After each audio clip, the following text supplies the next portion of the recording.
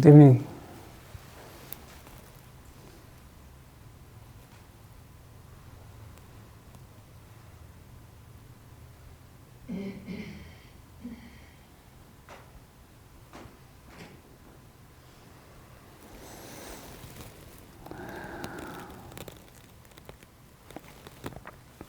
Good evening over there.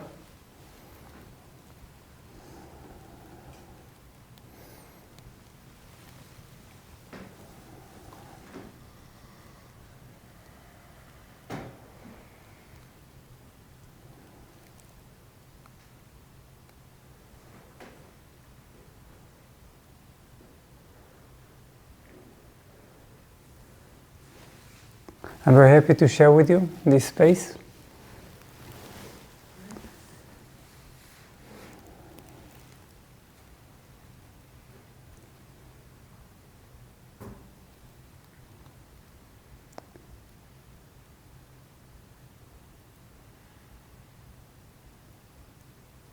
I hope we can get a chance to share this evening even a little of the miracle of our consciousness. This type of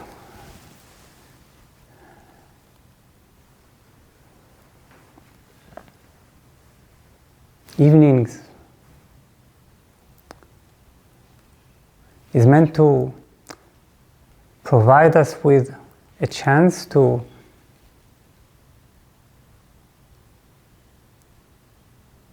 move very powerfully outside of our personal experience, and then outside of our human experience, and then outside of our planetary experience,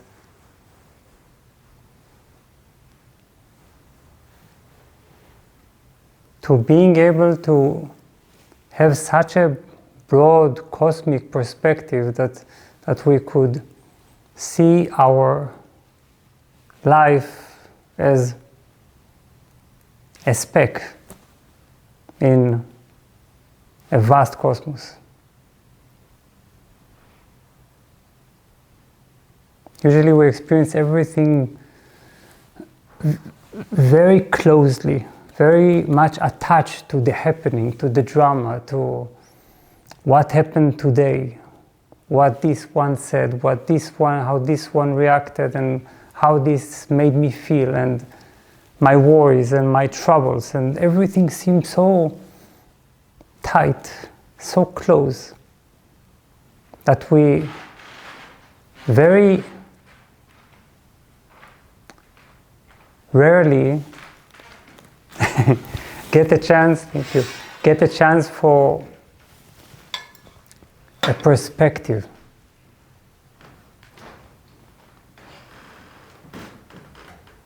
Sometimes meditation gives us perspective. So that is why we will start with meditation. With a meditation that will be a good introduction to this evening.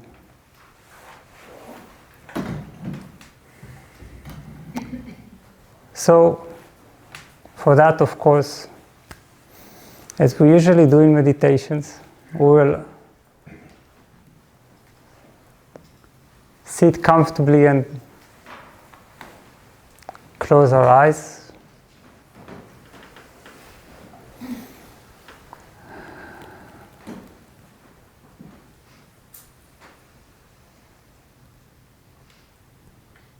Take one deep breath.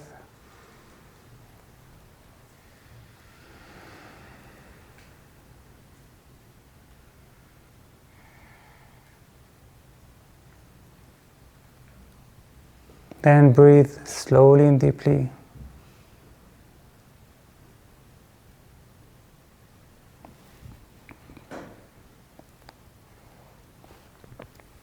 And relax more and more with every breath we take.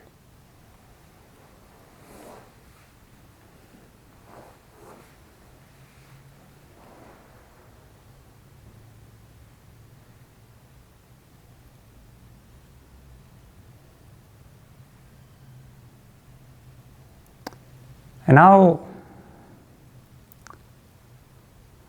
let's turn our attention to the area of our head.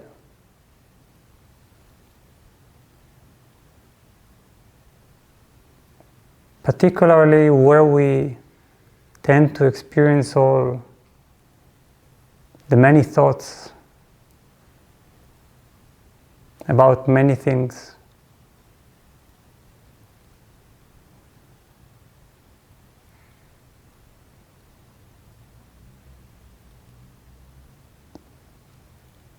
Some research says that we think approximately between 50,000 to 70,000 thoughts a day. Whatever the number is.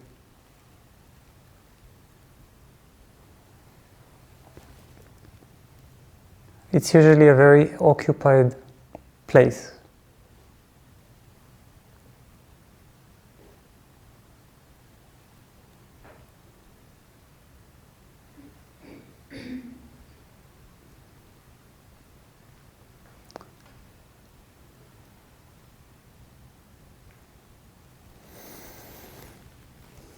But now let's feel our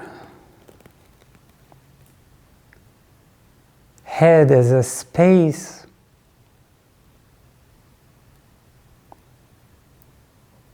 that contains all these thoughts.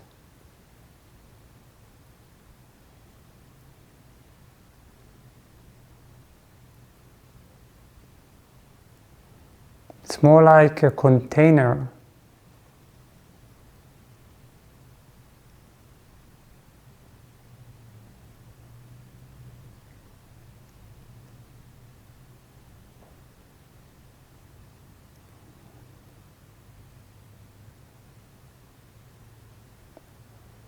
that enables them to be, but silently holds them.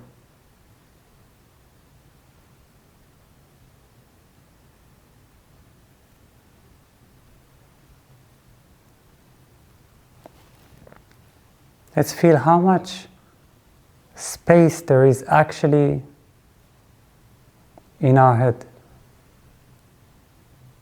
With all the tens of thousands of daily thoughts.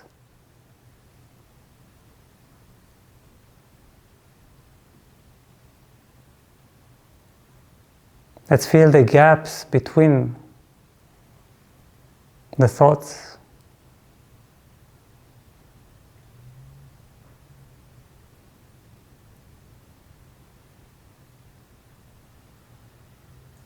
How much silence there is actually in between them.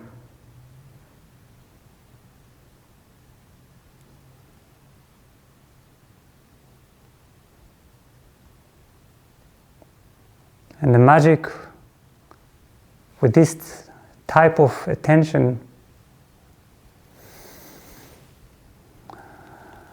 is that the more we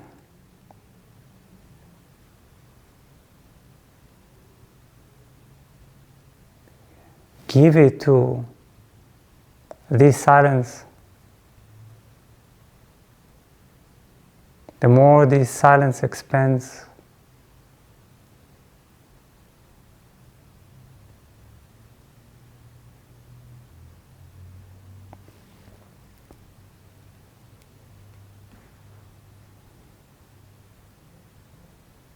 Realize how much space there is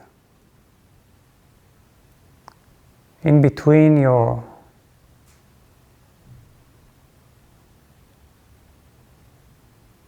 name, familiar patterns,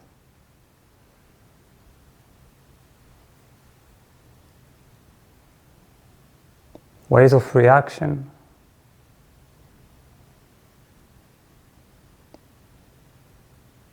worries, fears.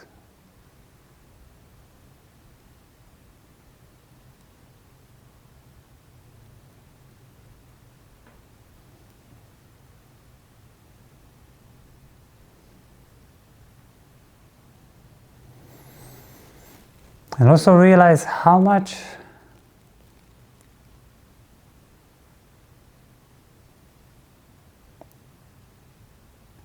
limited you feel.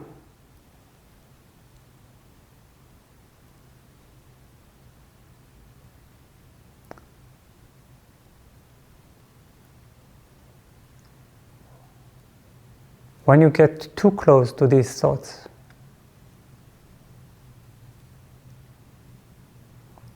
How they immediately create this little box of memories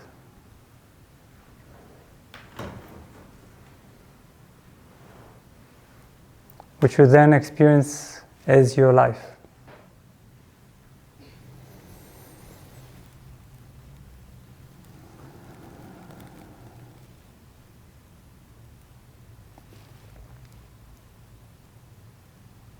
Realize now how above this little box there is space. Beneath this small box there is space.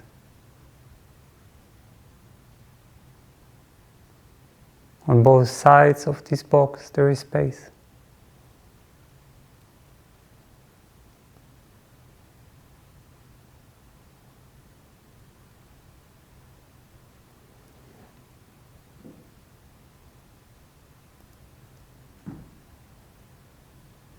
Now, is the space inside your head different from the space outside it?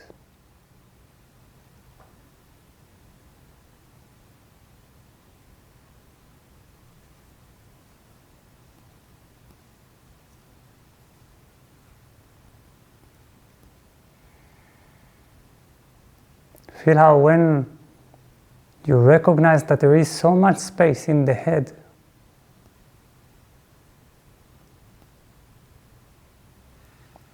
you cannot really distinguish it from the so-called outer space.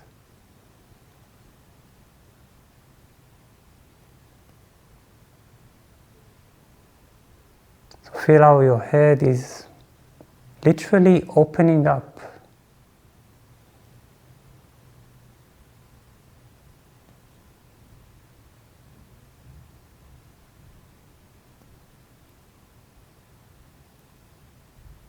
As if it doesn't have real barriers.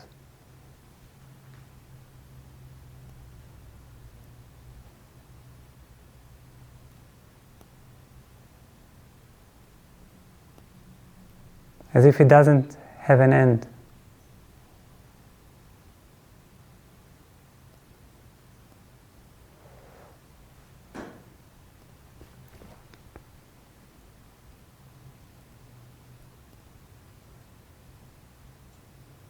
In this space, if you get attached to even one tiny thought,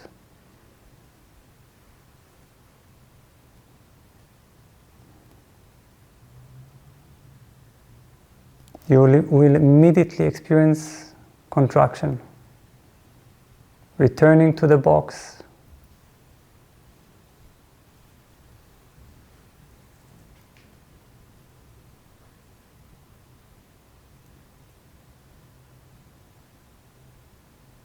That makes it your choice.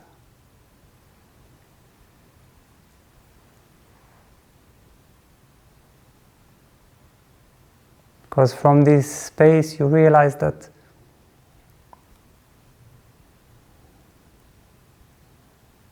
thoughts are the only thing that can keep you limited.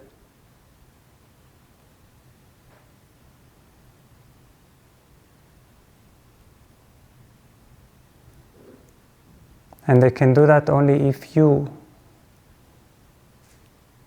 pay them special attention.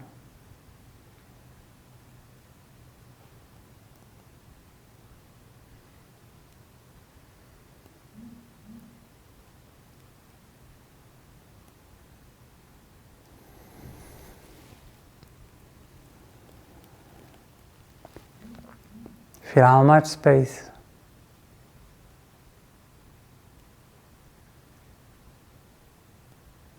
there is? Does it end in the walls of this room? In the ceiling? Does it really?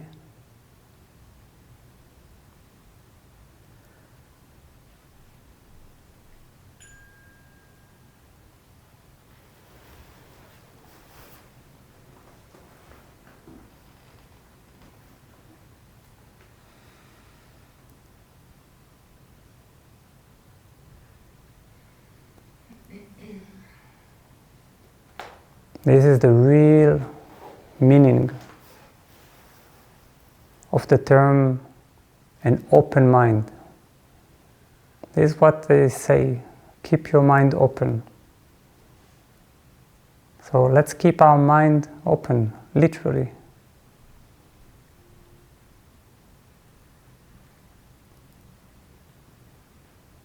And feel how from this point we usually call the head,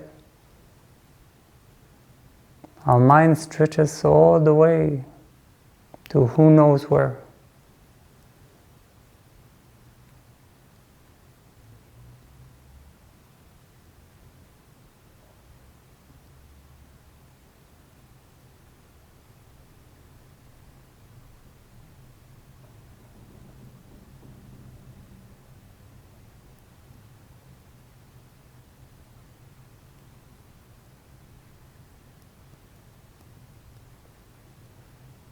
If you focus on one small dot within that endless mind, you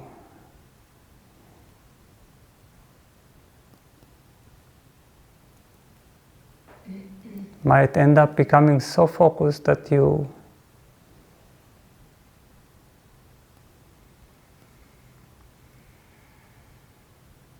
forget that you are this space.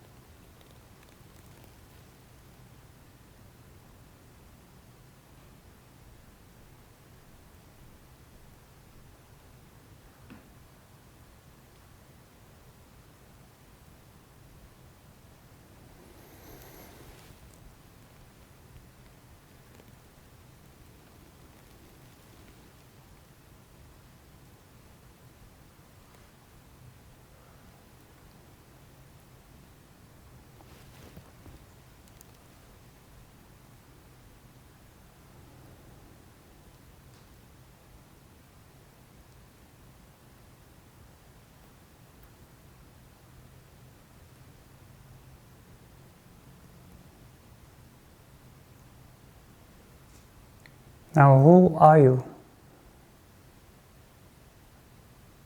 in this space?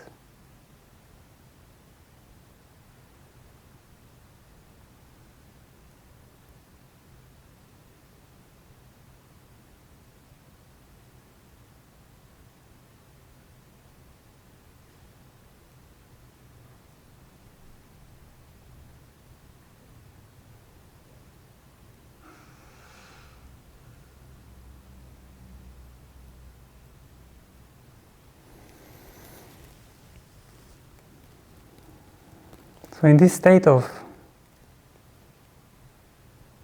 expansion in which the only thing we have removed was basically thoughts.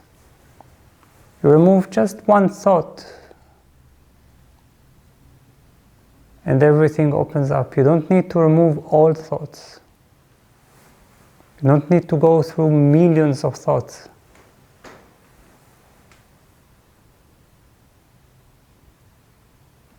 Because it's thought that is the limit.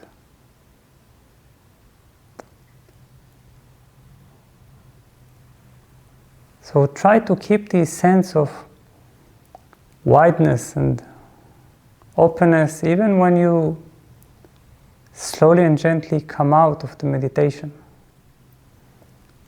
You don't have to contract immediately. to the size of one thought that says,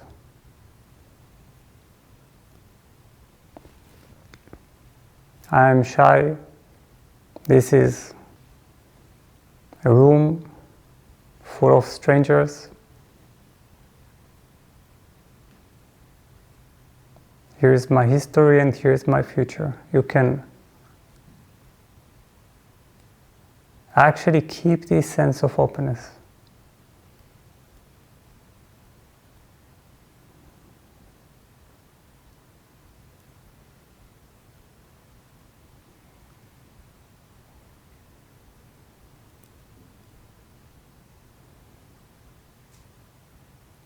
So slowly and gently, you can take one deep breath to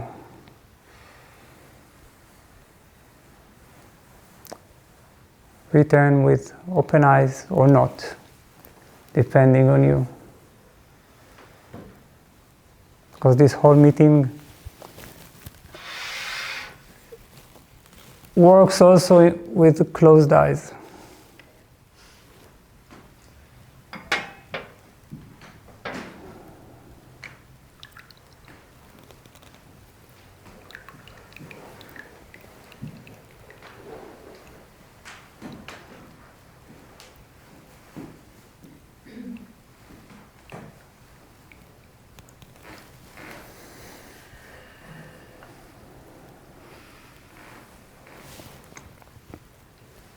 It's not so difficult.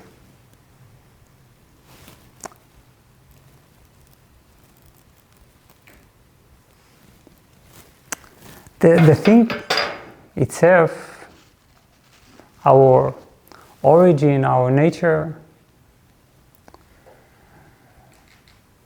is always one thought away.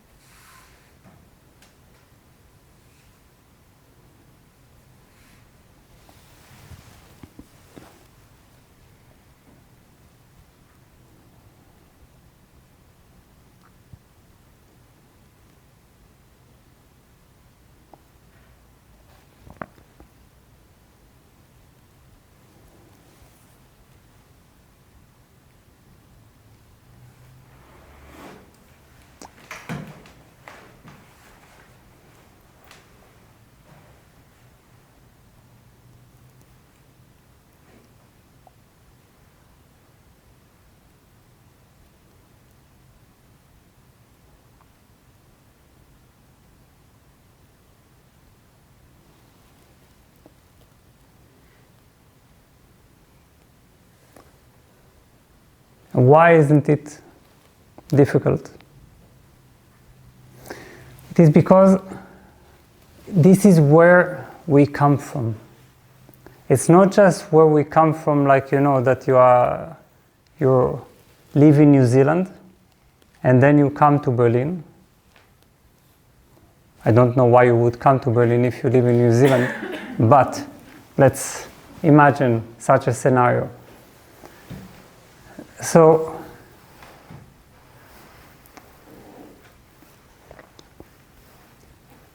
then if you come from New Zealand and you move to Berlin or you visit Berlin, then you have a distance. And to return to New Zealand, you will need to go that distance again. But in meditation, what we learn is that there is no such distance. We constantly come from this space. We constantly come from limitlessness. It's just a matter of few thoughts that create a shape, a definition to our mind, and as soon as they're removed, because they're just thoughts, not real limitations, the mind immediately breaks open.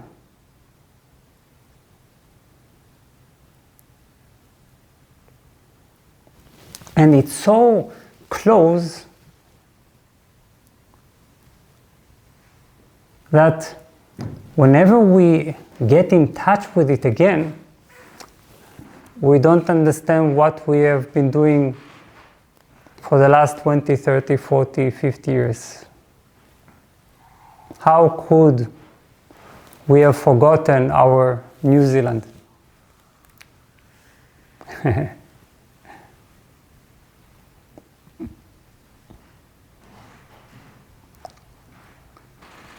But there is a good reason why we forget our origin, from which we constantly come from. And at every given moment we come from it.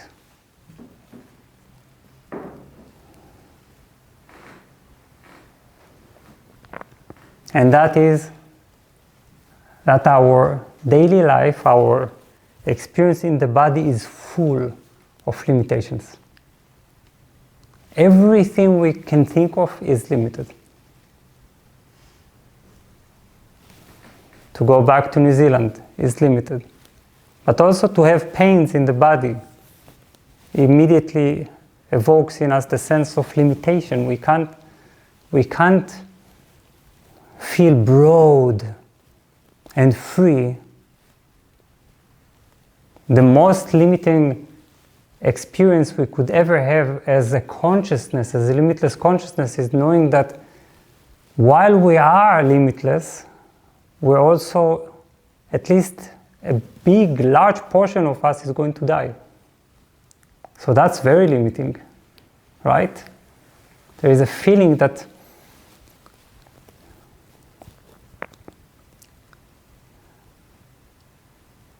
we are meeting with so many obstacles and so many definitions.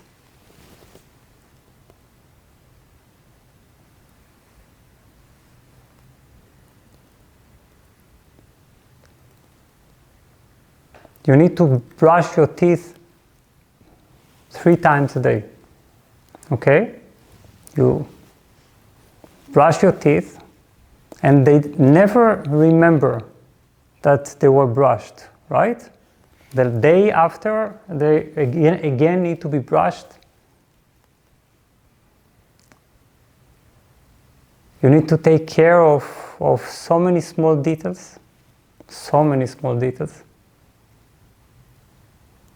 that one could easily understand why many of us have some resistance to what we call adult life, responsible life. We have physical dangers. We have the limitations of our own structure, our own constitution, our personality design, because we have some tendencies that we can't change like that, right? We can go to therapy, try to change it for 2, 3, 4, 5, 20 years. And here we go full circle back to the very same pattern when we realize that it hasn't changed much.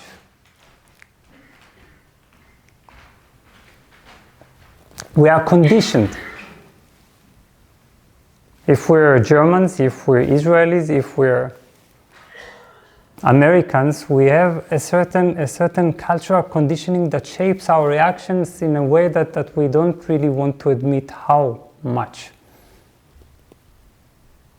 Many perspectives we are proud of are actually cultural conditioning. Our values. And so on and so on. We have so many limitations and obstacles if we want to accomplish something in this life. The easiest way is not to want to accomplish anything, because then you really get away a little. You minimize the risk of meeting with obstacles. But if you want to achieve something, how many obstacles you are going to meet with?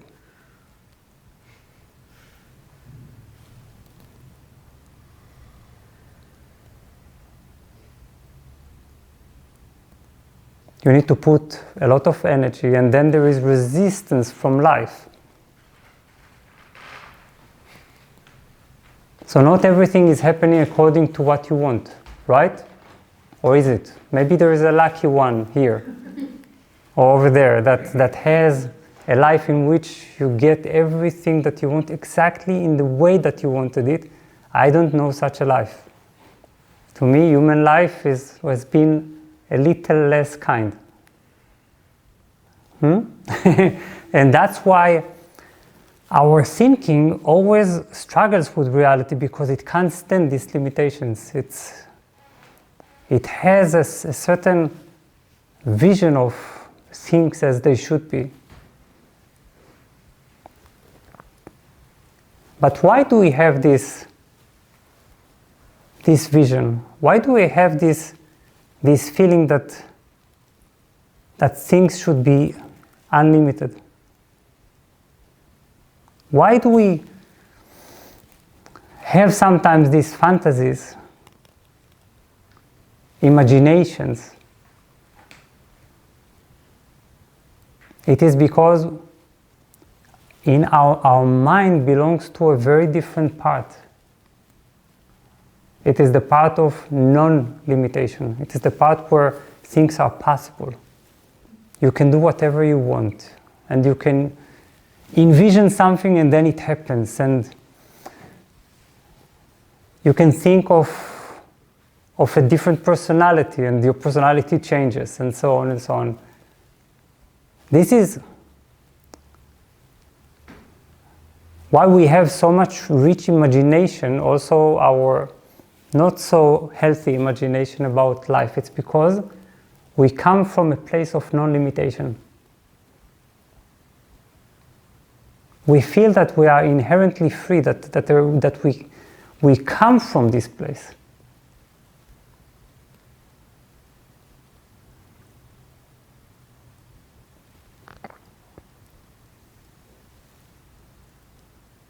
And then when we start getting in touch with meditation, with expansion of consciousness, then that gets validated completely, because if we ever thought that this mind was free to imagine and to expect unbound reality and so on, now we see, yes, actually our mind is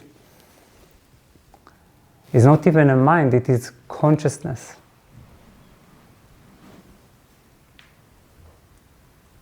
It has no end, it has no limit.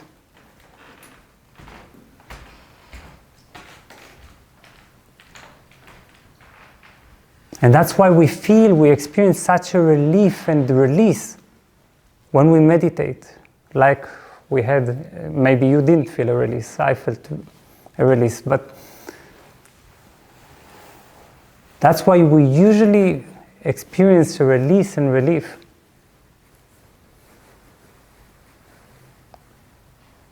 That we feel that all this sense of contraction, of limitation, of being so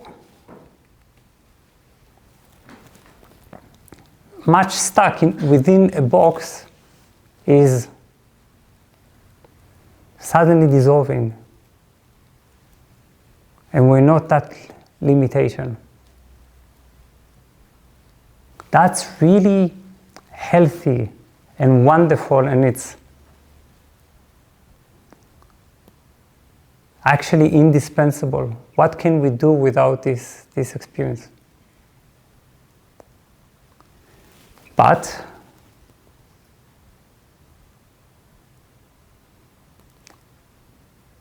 we seem to be, in reality, we can say, yes, I am unlimited. In reality, in life, this doesn't work. Right? I mean, you can say you are unlimited, the consciousness, your consciousness is infinite, and so on, but then you have the other end of your experience, which is this. Doesn't look so unlimited to me. Not so impressive. Sometimes in my mind, I'm going to write 10 books at the same time. This is a problem, because then I exhaust myself every time I'm trying to do it.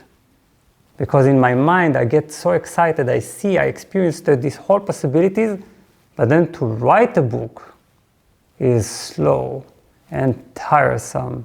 And it's like you need, every sentence needs to be clear and perfect, every paragraph.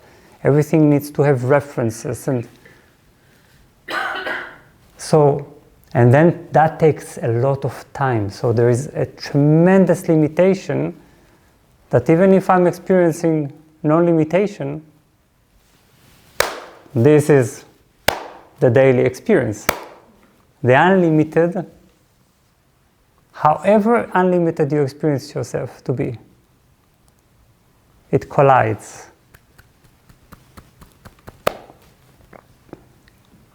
What do we do with this? This is really unfair.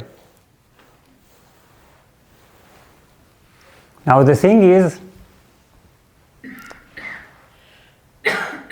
if there is a divine will and this divine will is apparent in the universe, it seems like the divine will wanted us to experience limitation.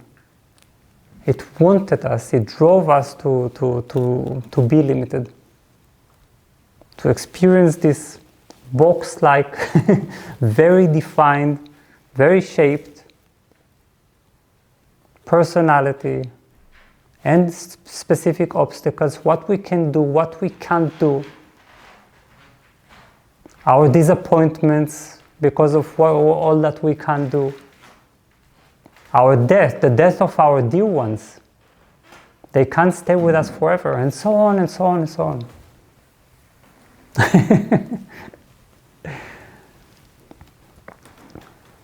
So, because I strongly believe that it doesn't make sense that things have no sense,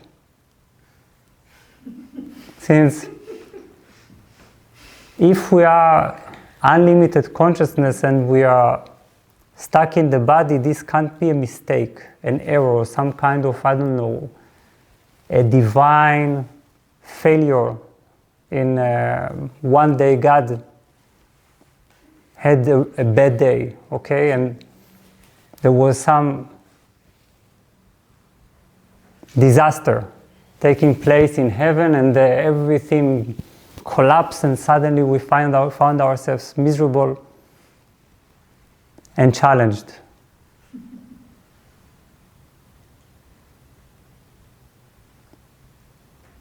When you begin to accept or to go deeply into this experience, that we have a tremendously free and broad mind that can travel to so many places, including to its own origin. And on the other hand, so many limitations and difficulties. You find out something amazing. You find out that this is meaningful.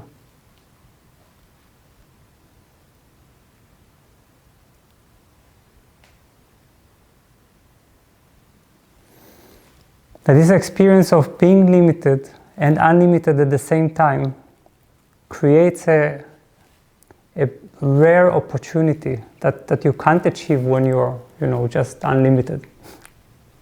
When you can, I don't know, just materialize anything you want, and this is what we are hoping to achieve when we are fantasizing about the law of attraction as a way that we can just think about something immediately, $10 million are just flowing without us even working for it. Sometimes it works. Statistically, almost never.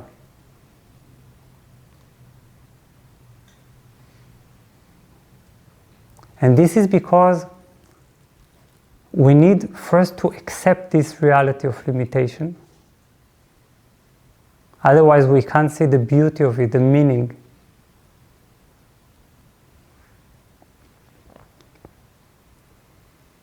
And to realize that we are here in this life to overcome.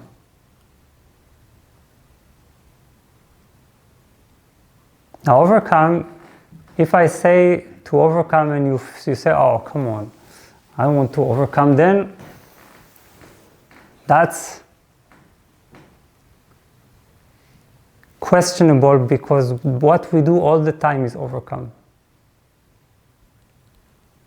We overcome our fears, we overcome our challenges, we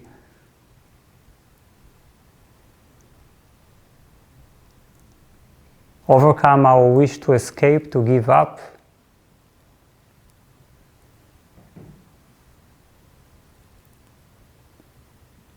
We overcome our negative emotions, overcome our disappointments, and so on. All the time, this is what we do. Actually, there is one full-time job as a human being, it's overcoming. Sometimes we need to overcome ourselves, sometimes overcome external obstacles.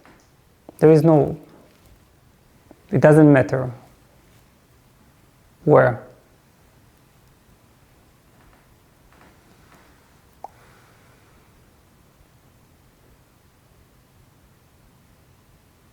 And if we don't start to see the beauty of overcoming, to love it, to enjoy it,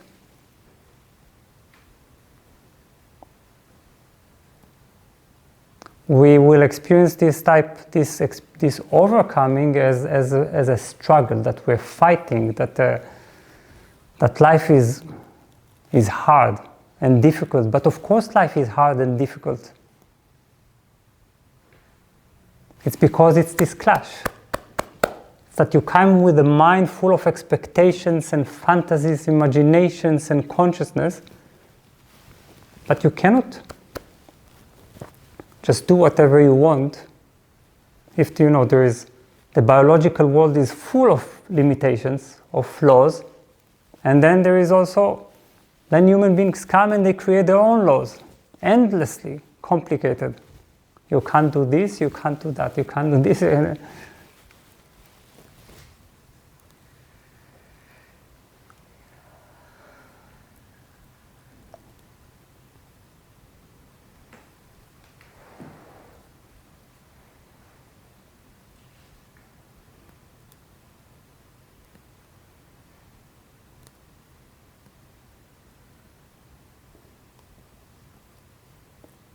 So then you begin to, if you go very deeply into it, you begin to realize that there is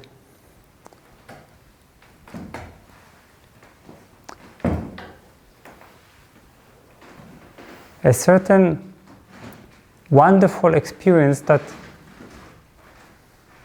you go constantly into your non-limitation, into your nature. You derive inspiration from it, empowerment, the feeling that you can do it, the sense that you are bigger than life, that you can contain your challenge, difficulty, or your own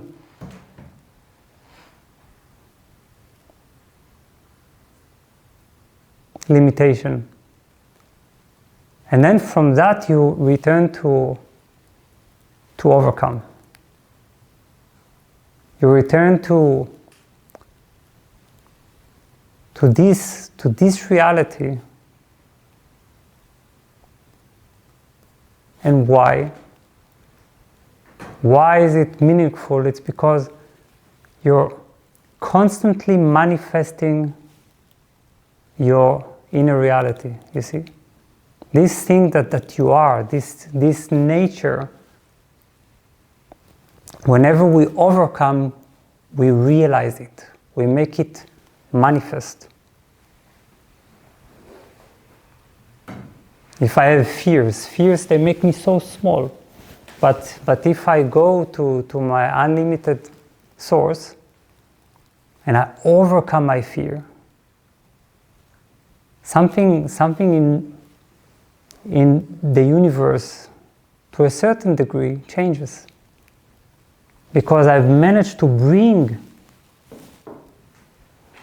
this inner power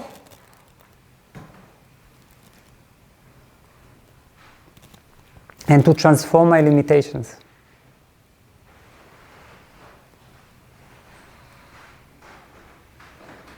That's why I don't know about you, but the moments in which I feel that people can be so beautiful is when they overcome. Do you know that all the great movies that we know of, they all the time lead the viewer through a certain process in which the hero has a tremendous limitation. Usually it's both inside and outside, some fear or some desire or some limitation, and there is also some external obstacle, and this hero wants to withdraw and to let go, and feels that he or she cannot contain it. And we as viewers, what gives the viewing process the power is our identification, our wish for this hero to do it, to manage, even a little, to show their greatness. And always in the great movies, it so happens that the most wonderful moment in the movie is when the hero overcomes. That's the release. That's when we feel that the movie was worth it. Now the question is, what about our movie? The movie that we watch.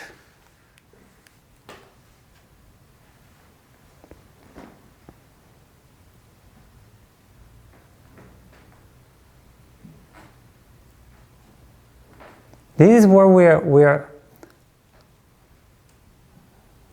Luckily, we are equipped with a tremendous gift from our own consciousness, and it is called our heart.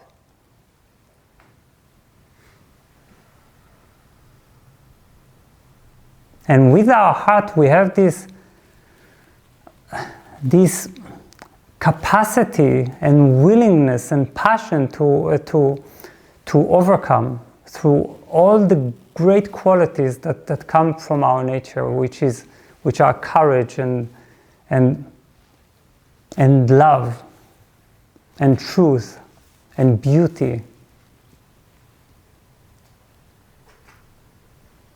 forgiveness, generosity, and so on. All of these beautiful powers, they cannot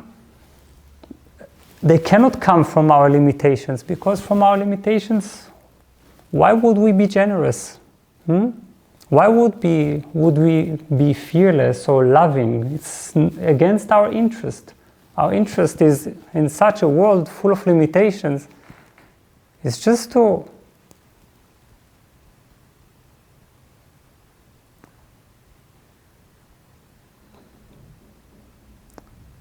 take care of ourselves.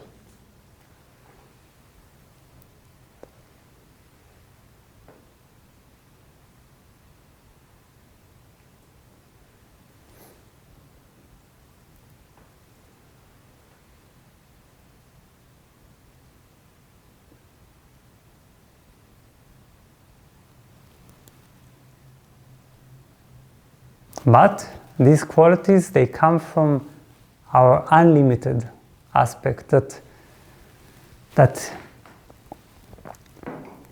knows that it can be bigger than life, knows that it can transcend the most immediate instincts of escape, withdrawal,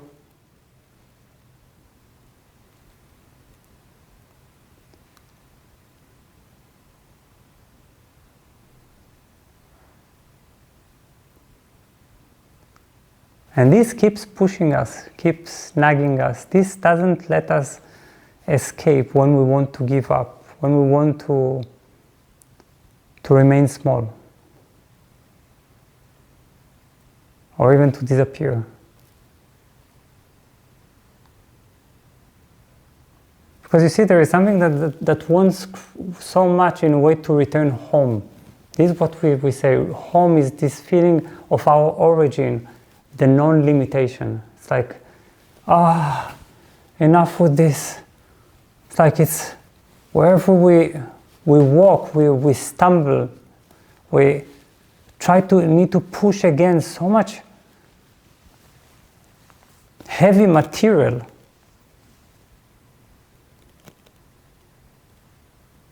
That we have this fantasy to just relax, to just release, and to put our head and to forget about everything. But as long as we breathe, it's not going to happen.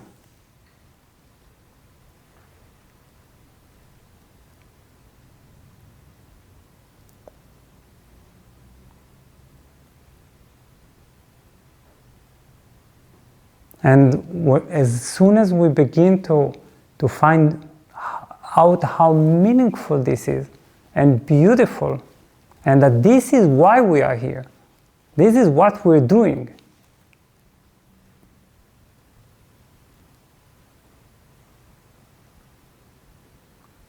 then we find a lot of joy in these moments of overcoming.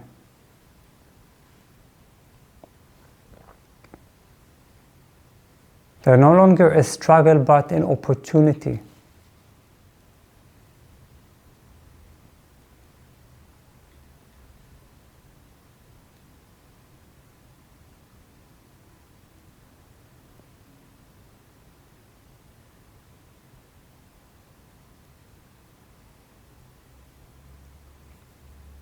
Try to think what is your current overcoming,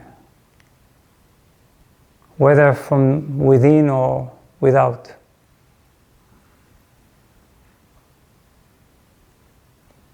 Remember, it's not about fighting. I'm not asking what is your current struggle. We call it struggle because we resist it. Because we want to stop it. We want to push it away. It's like, struggle is like, I don't want it, move away. This is struggle. But try to think how you're translating it into overcoming. Overcoming meaning an opportunity to bring the best of my origin and to demonstrate it in the so-called small events of life. And it can be really small, you see. But we don't understand, if one person forgives another, which is forgiveness is a tremendous overcoming, because it's like, why would you forgive? Why would you forgive? It goes completely against our limitation that needs to defend itself. So, if one person forgives another, it's like something in the fabric of the universe changes. We do something that does not come from the world, but comes into the world.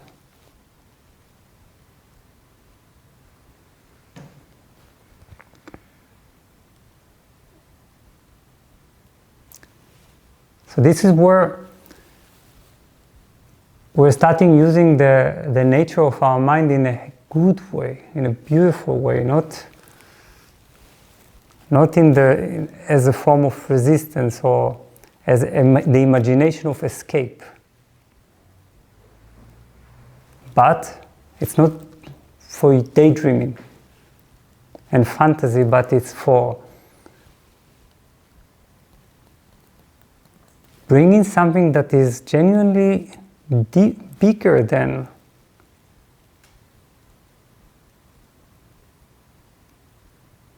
the limitation, including the limitation that is screaming within us. Why would you forgive? Why would you love now? Why would you overcome while you can just let go?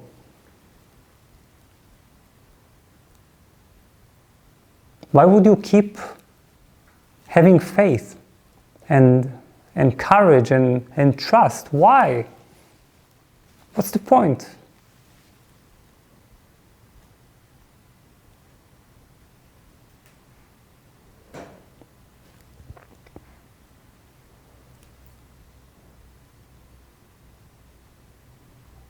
And suddenly your day is, you realize that it's full of chances, opportunities, small and that are actually big for overcoming. And you are so happy.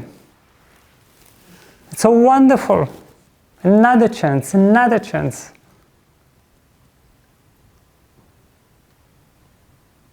Not only to fantasize about being unlimited, but to prove it in hardcore reality.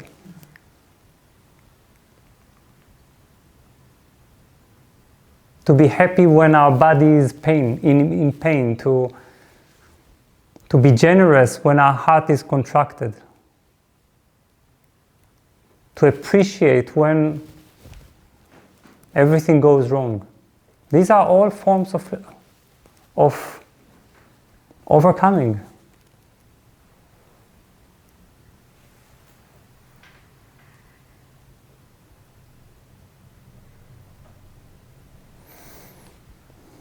So this is what we can say from my origin of limitlessness. From this origin, I choose to overcome.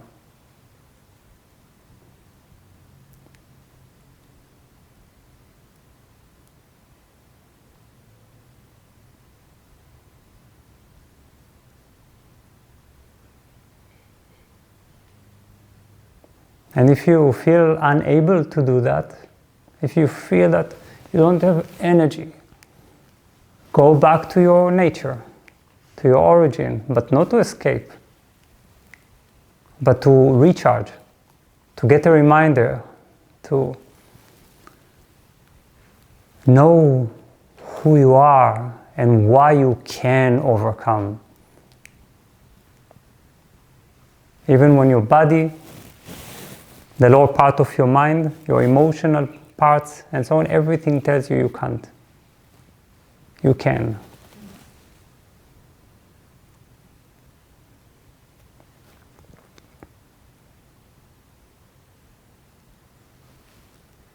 This whole room and this room, they are filled with photographs of and paintings of human beings just like you and I. They were just like you and I, stuffed into these small boxes, mortal, in physical pains, having worries, troubles, external resistance. And the reason they are on these walls is because they overcame. It's because they brought their limitlessness into our reality, and their existence has changed something in the fabric of the universe and in the fabric of our own perception and collective consciousness.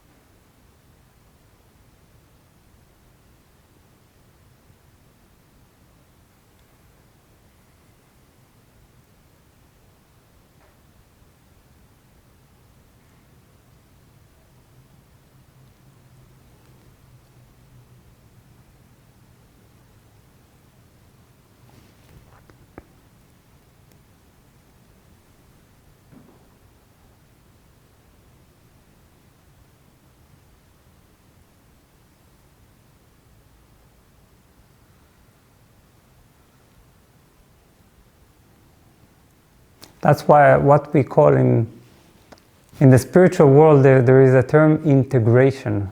I need to integrate this. What does that mean? It means I experience something deeper, higher, greater. And now I need to integrate it into my daily life. But how do I integrate? By demonstrating it. I show it. I prove here. Now I don't only know it, I live it. And my testimony, my evidence is my overcoming.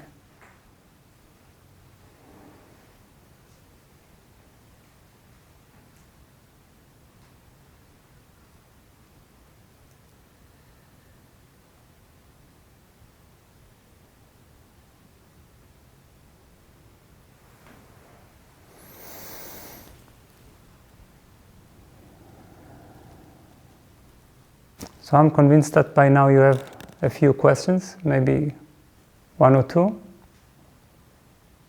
If there are questions also online, you are most welcome.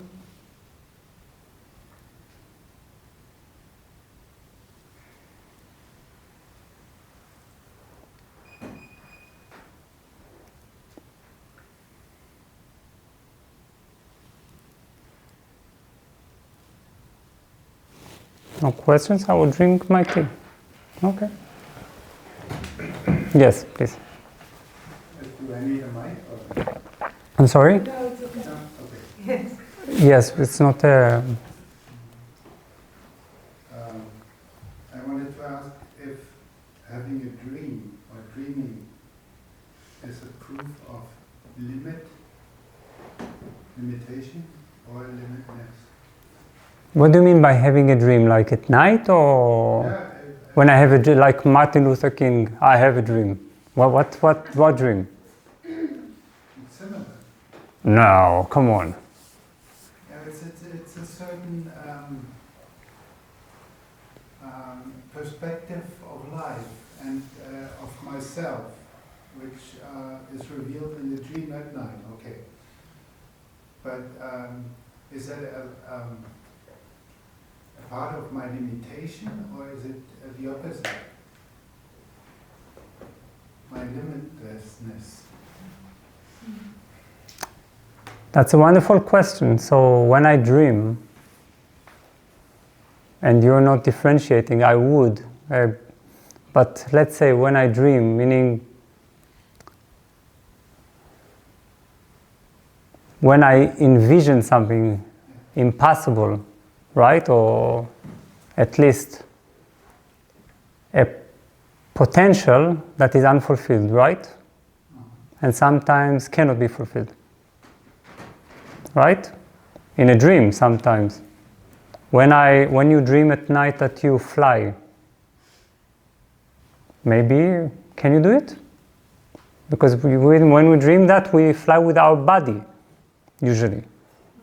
If you can do that, I applaud. Usually we can't do that. So, when we dream, for example, at night, it's actually very often the release of our constraints. It's because we feel that we are overcome by reality, by its limitations, by its laws, by its taboos also. And then at nighttime, our mind creates a compensation. It creates like a release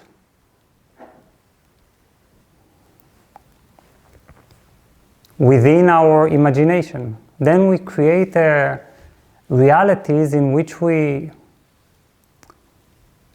are much less bound.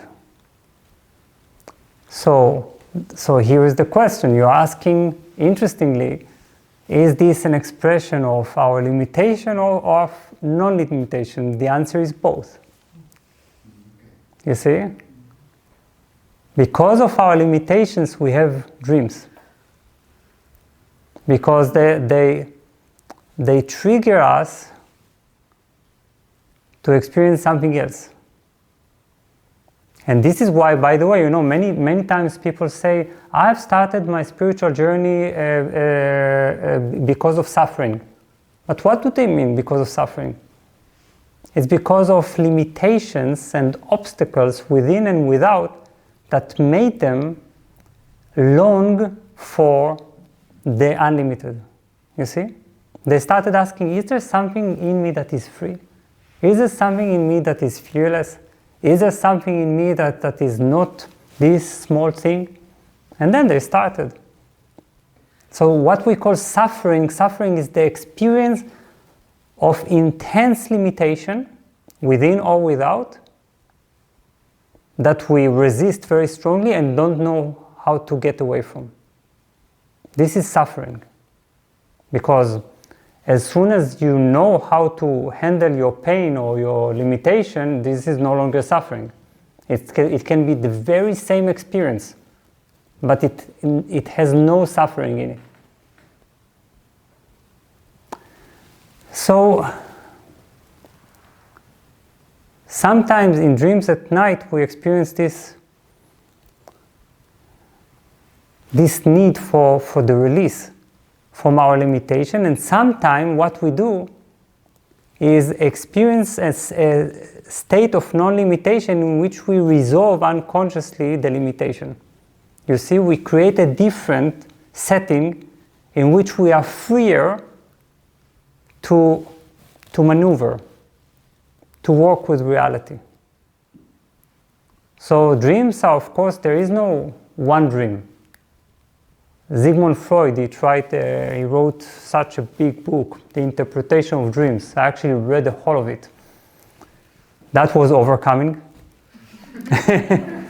Because he wrote it so difficult and incomprehensible. And he wanted to reach one explanation to the whole phenomena of dreams, and he said dreams are just unfulfilled desires. But what is desire? Desire is the wish for the experience of no limitation. You see, you experience a certain limitation and you want to break free. You can't. Then your wish is suppressed, and you fantasize it. You imagine that you fulfill it. So, but there is no one dream. But dream is, in essence, this tension between limitation and non-limitation. And they both trigger each other. You see?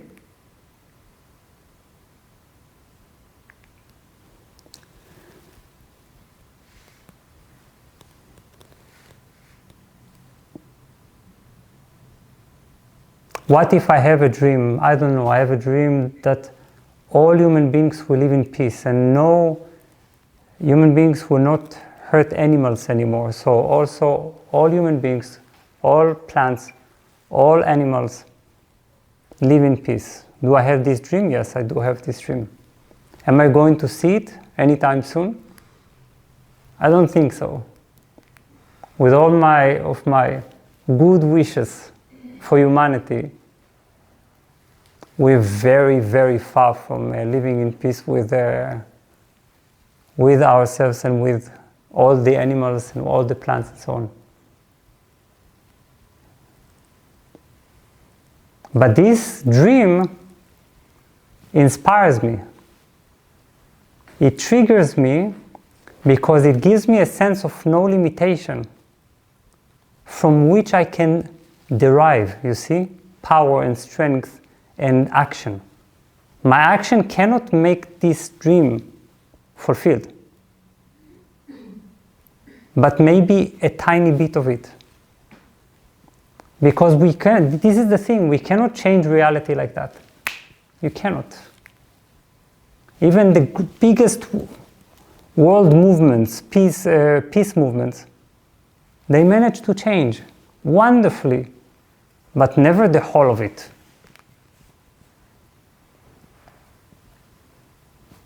So this is the thing, because if you just think that peace is our destination, and as long as it's not achieved, everything is wrong, then we don't understand something. We don't understand that the whole thing is about this tension. And this tension will always be here. There will always be limitations. And there will always be dreams. Because that's the human story.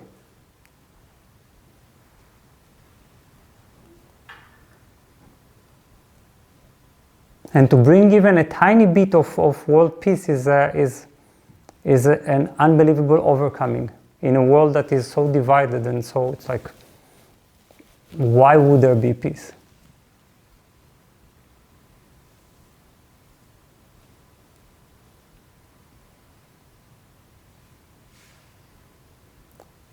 So when you accept this tension, really, and begin to overcome really, you hardly have any more dreams at night.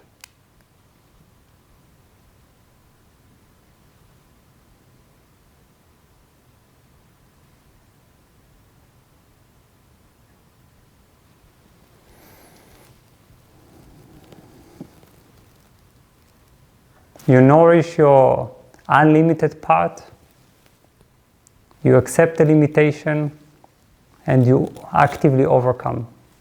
Why would you dream at night?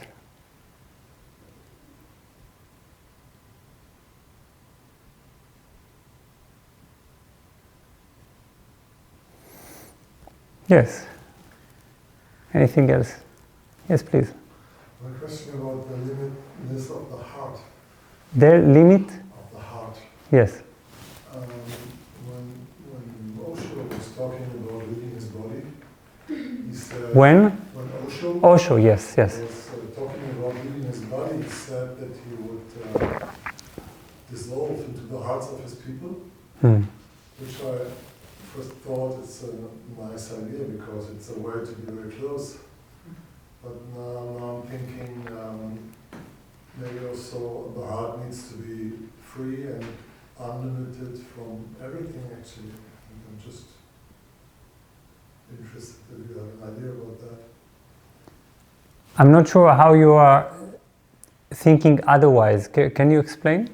Because you're saying that Osho said that after his death, Osho said that after his death he would dissolve into the hearts of his lovers. Yes, and then you said that you thought this was a nice idea, yes. but I feel it is a limitation because it is not free and unlimited, the heart. So you mean that the heart didn't like spread endlessly? Yes. That's a very beautiful question. It's because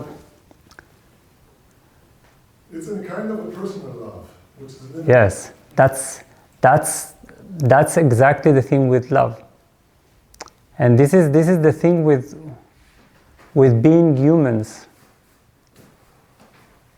Even if in our origin we experience non-limitation in our love, that love has no direction, that love is all-encompassing, still we also experience in our limited part personal and specific love. And that's the beauty of it. To be able to experience both is where we begin to understand the amazing phenomena that we call love. Because love is faceless, but it also has a face. I'm exploding with love.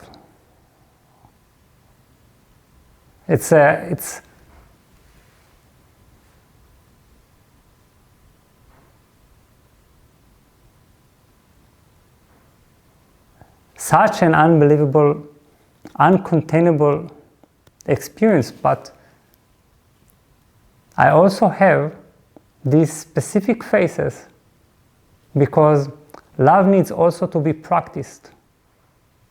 And as soon as it is practiced, it also becomes personal, individual.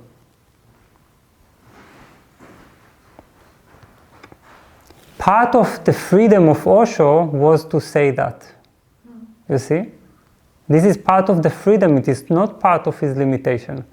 It is part of his freedom because he was so unlimited that he could also afford to dissolve into the hearts of his lovers.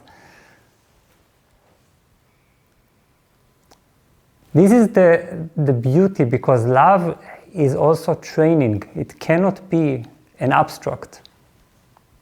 It's not just a feeling or a wonderful state. It's also overcoming. Overcoming for the other when we don't feel like like overcoming, and being generous when our hearts contract, and sacrificing when we are completely wishing to take care of our ego, forgiving when we want to be revengeful, being able to leave our hearts open even when we're suspicious or fearful or feel betrayed. For that, we need to again go all the way to our origin, which is universal, unbound, undivided love. Because love doesn't belong to anyone. Love experiences us. We don't experience love.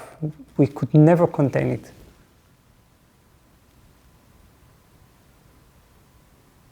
But then you go from there, and then you go back, and suddenly you have a face. And you look at that face. It doesn't matter if you have 10,000 disciples or one partner, a child, and a dog. You see? It's there. This is your practice. To meet their needs and to cherish this face, one face or 10,000 faces within infinity. It's like there is an ocean of consciousness, but within it, in the midst of it, there is a glowing face that tells you, in a way, I am also eternal.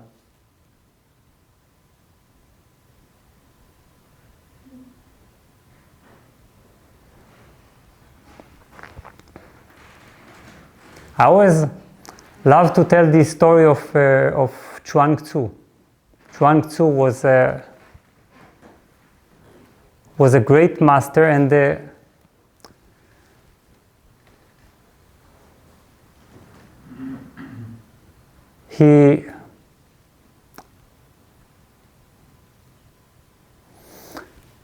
one day, one of his closest disciples, I think it was even his closest disciple, died.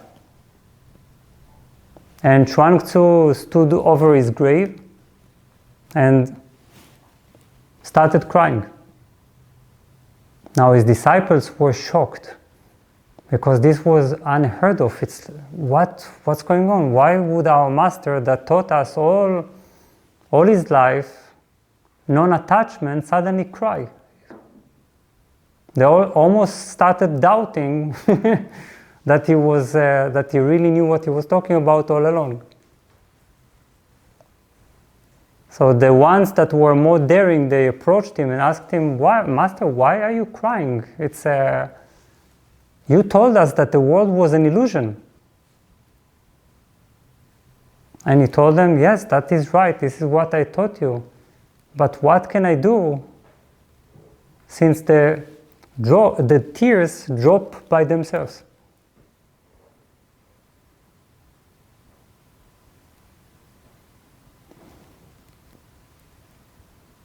I bet that most of these disciples didn't understand. What he meant was that the human part, that is because we are not just consciousness. You can't be just consciousness. It doesn't work. We are consciousness in a human body. We are consciousness meeting the human experience. This is what we are. This is our reality. So he meant that his other part, the part of limitation, the part that has attachments, that is personal, that can attach to a face, cries. Of course, unlike other people, he will not cry forever. He will not sit miserably and say, oh my God, what happened? My disciple died and I'm now alone in the world and he loved me and starts discussing this in his mind, like endlessly thinking about it for the rest of his life, feeling incomplete. No, of course not. He will cry. And there will be an end to the tears. But the one who tries to stop the tears before they even begin, this is really silly. Because that's the beauty. It's beautiful to be a great master and to cry over your disciple. The mind cannot understand it. The heart immediately understands, of course.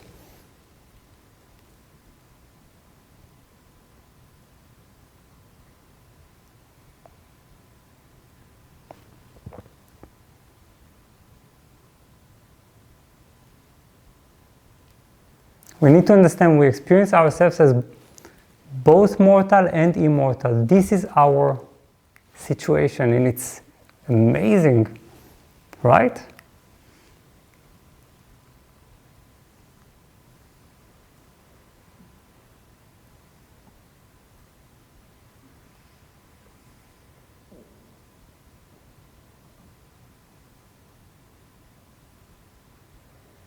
If you love this experience, it starts telling you its secrets.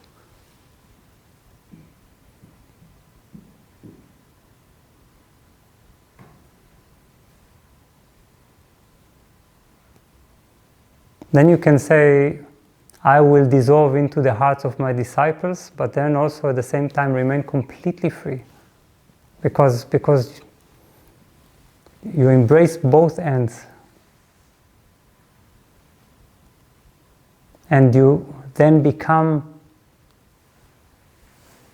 a full human being.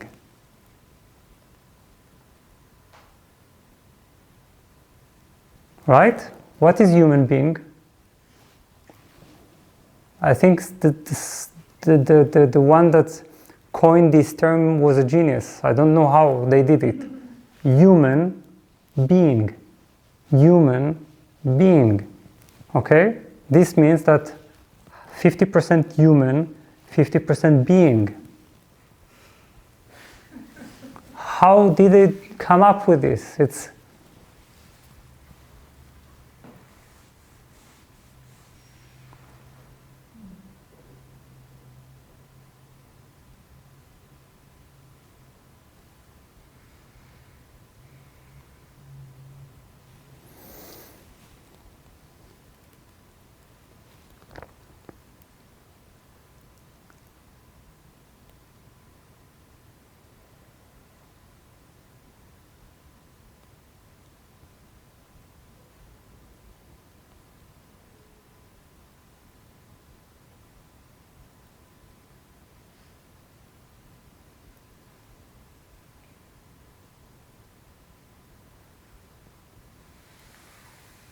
Any more questions?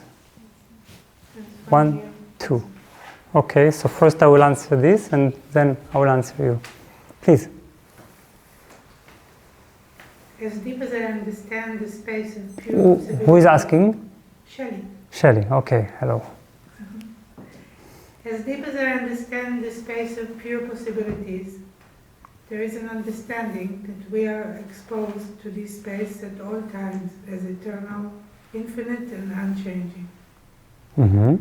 While free choice is not, as I thought, as will and realization, but to allow the pure possibilities I reveal to materialize through me.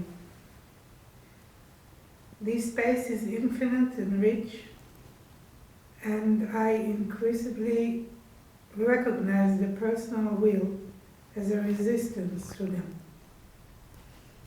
The bodies and material are the manifestation of these pure possibilities if there is no will, thought, or emotion or personal desire. When I do not negate them but express them as more natural. Can you please describe free choice or free will in relation to the realm of pure possibilities? What? I feel very limited right now. I was communicating with her, Yes. saying that I think it would be easier to focus on the last part, on the last question. Of what? What question? The question of the choice of free will in, Yes. in relation to the realm of pure possibilities. Hmm. When there is no, as far as I understand, no this personal desire or will to a certain thing. I see. So the question is basically, I hope that I rephrase it effectively. The question is that when we experience ourselves so wide, so vast, we basically, why would we choose anything? And then, how could we choose eventually, right? This is the question. As far as I understood it. Yes. Yes. Indeed, when we started our meditation today, if we reach this openness, if our mind really broke open, what would we need or want? You see, it's everything is in a way fulfilled. And why do we feel this sense of fulfillment? It is because as soon as we experience our nature,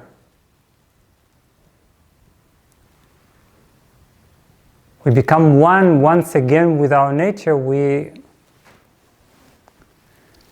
do not want nothing. It's like we have returned from this human experience of the collision, of needing to overcome, and we have fulfilled ourselves, because to be limitless is in a way the beginning and the end of the journey. And then, why would I want anything if I have that which is the constant yearning of my mind, of my psyche? There is no more search.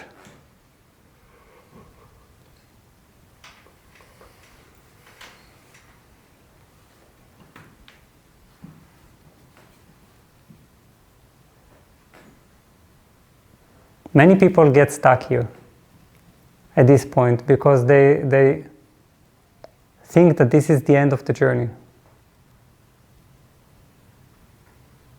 Let's say they get so-called enlightened, if you can get enlightened. I don't think you can get enlightened, but let's say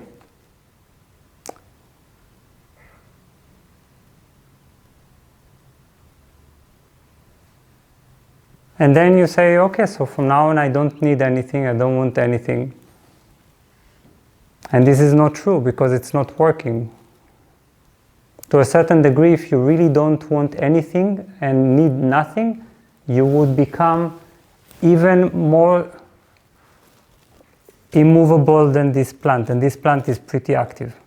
You see, I'm talking about like you will be so immovable that you will stop breathing, basically. Okay? And the fact that you're still breathing means that life's fire is still pulsating and working through you, and you can't deny it. For me, even if I speak here, I can say, oh, yeah, it's because I want nothing. I need nothing. But, so why would I sit and talk to you?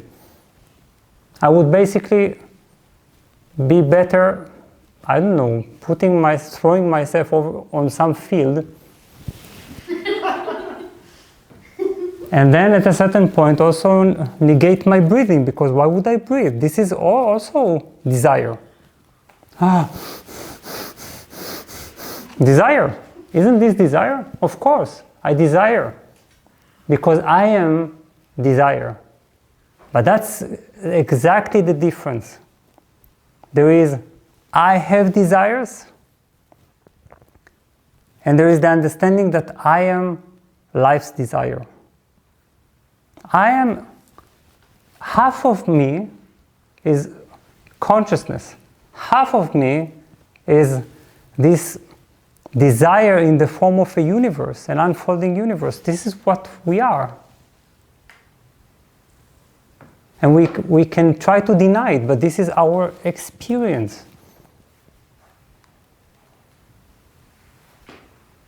So yes, some masters, they reached a state in which they were like so much without will that they basically that they didn't even eat anymore, and then their disciples fed them.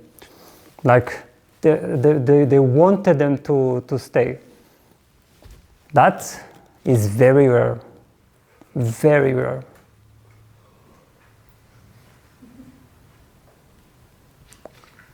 But, so there is an ego-centered experience of life, where when I say my desires, my wills, my expectations and so on, but there is the understanding that this will is a natural force that works through us at every given moment.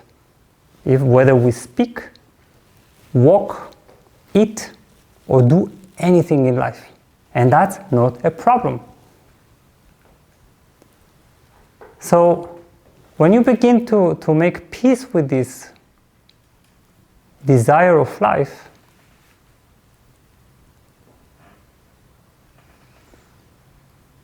you no longer try to settle this state of no limitation, and the fact that in this no limitation there is a constant movement with direction that is inherent in your body and mind organism. It's almost programmed. It's there. We have certain inclinations and attractions. And that's fine.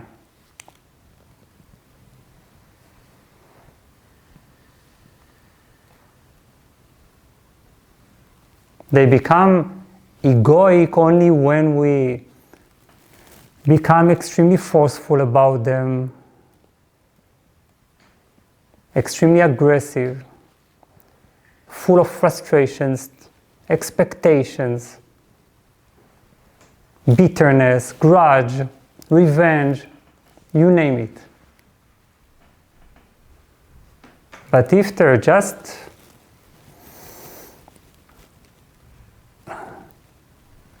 fulfilling themselves, while your mind accepts that they cannot fulfill themselves uninhibitedly, you must, there is limitation, then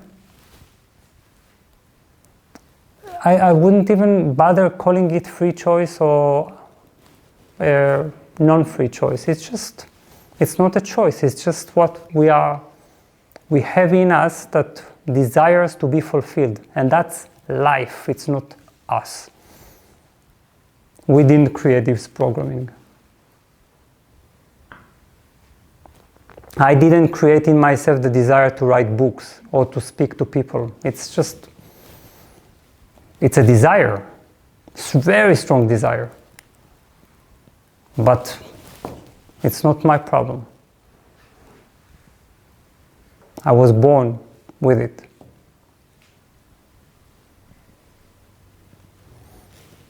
Last question, please.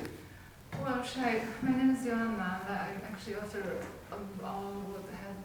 here I'm not sure this is I'm sorry? I'm not sure if this is still the question. Okay. Everything that you have told us. I was just feeling very much when you were talking about these situations that are unfolding in our lives, and we are Yes.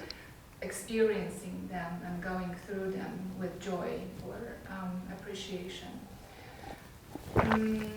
There are so many life patterns that are like recurring, that we are repeating them all the time, like this karmic movement, all the time the same. We involve ourselves many times in one life in the same situations, like papam, papam, the looping, Yes. Yes. repeating the same shit we have to go through. That's well defined, Exactly. yes. Yeah. And how to find, peace in all these patterns. You know that you are getting into the same difficulties, but you are getting them there anyways. Is this because of some kind of, as you said, inclinations, all those, I don't know, samskaras, is this something like that? Or can we somehow, within time and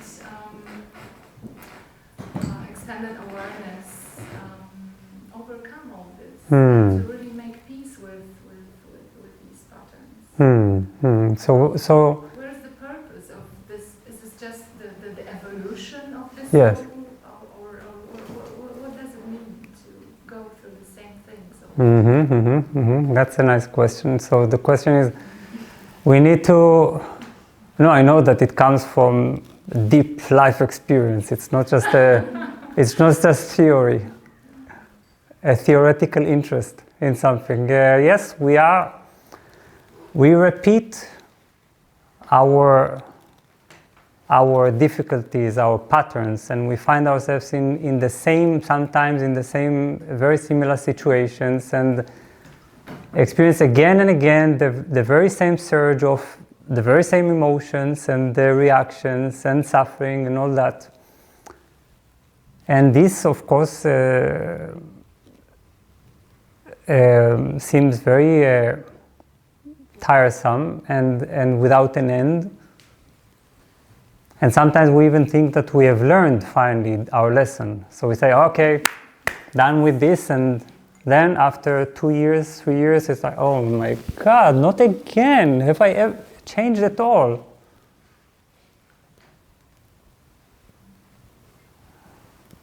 Yes.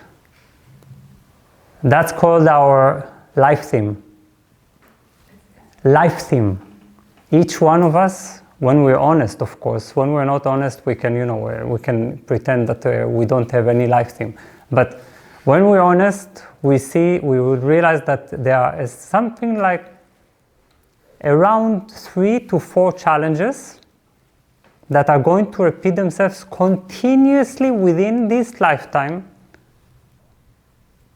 And while there is one central that is going to be all over the place, okay? All over the space. It's like, it's going to be all pervading and to keep showing itself, and we will always return to it, learn something, and then again, although if we are sensitive, we will realize that it's never really a circle, but more a spiral in which there is always some layer that is removed, always some step, even a tiny step, that we're never really completely the same. There's always something. And basically the life theme is our major limitation. This is the limitation that is put before us or within us by life for us as our main training in this lifetime. And it's meant to repeat itself over and over again. And it will, and we need to let go of wanting to get rid of it forever. And to say, okay, it's not like if one day I will get the whole of it and it will dissolve, but it's there, it's like a master that every time approaches me and tells me, hey, you still have one layer, and I will train you now again, okay?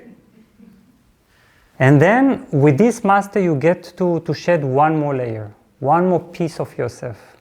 You grow, you evolve. If you are completely resistant, you will grow very little, you see? But if you say, okay, I want to have this life theme. That's my life theme. If there is anything that is called God's will, here it is, my life theme. It wants me, this is my master. Let's learn. There can be a point in which this master agrees to, let's say, go easier with you, because it seems like you are learning better with time. And if this master sees that you're resisting, this master will come back with an even stronger form of the same life lesson, life theme. And life doesn't care about our feelings about it, because they want us well trained in the school of overcoming. So then, life sends its best weapons. Crisis, illness, whatever, until we begin to graduate, to learn. So the biggest problem with this life theme is our resistance to the life theme. If we agree, we accept, we say, okay, this is my hardships. There is an idiom saying everyone needs to bear their cross. Okay, not only Jesus, everyone has a cross on their back. And everyone needs to walk like that a little bit. Okay, I also have my cross. You can't see it, I know, but I have it. Everyone has a cross. Even great masters have their cross. When you read their biographies very closely and so on, beyond the mythology and that was weaved around them. And this cross needs to be embraced. Because that's our teacher for humanity. That makes us better humans.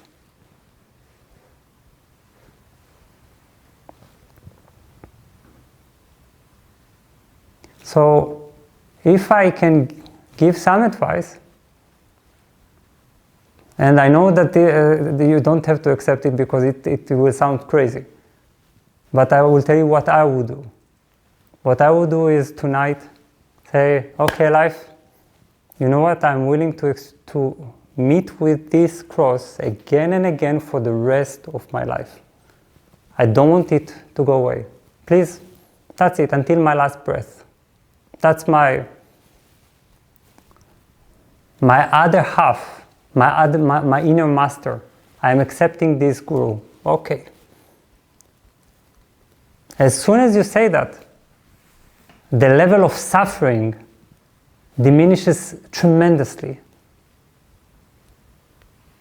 Not the level of pain, but the level of suffering. The suffering was made of my resistance to the lesson.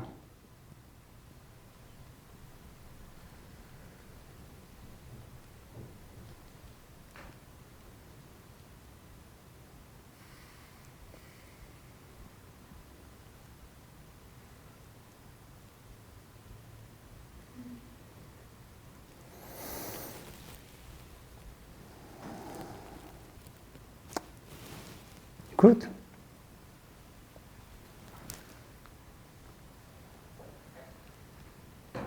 Thank you so much.